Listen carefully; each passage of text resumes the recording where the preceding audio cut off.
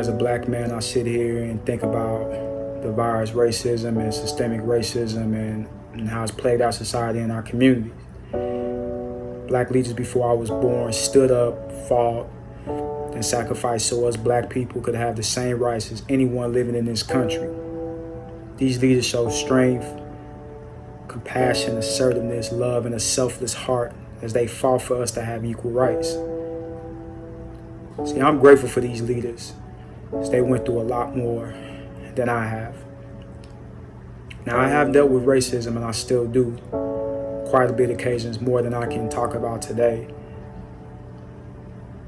But I've been called monkey, I've been called the N-word more times than I can count. I've even been told to go back to where I came from. And I can recall a time when I was in high school, my friends and I were pulled over. We were asked to get out the vehicle, and we were handcuffed and had told to sit on the curb. Our vehicle was searched illegally. I remember being harassed and ridiculed, all because my friend forgot to turn on his headlights. And I was 17 at the time, and I just remember the conversation I had with my mom, and I was extremely upset. See, it didn't matter that I was a basketball player and I had a good game and I was in the newspaper, and it didn't matter that I was on my way to college. All that mattered that night was that I was a black kid in a white neighborhood. And I remember being asked, what was I doing there? Those words really stuck with me that night when we were pulled over. That changed my life, and at that time I had to develop a new perspective on life. Now we fast forward to now in the last decade or so, with incidents with Breonna Taylor, George Floyd, and countless others in our communities that have lost their lives.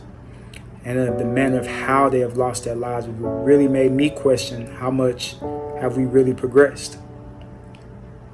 See, I believe platforms like this is extremely important to tell our stories. But I also believe education is extremely important. Education is something that needs to be enhanced in this country because there's too many gaps in our history in this country. I believe voting is huge.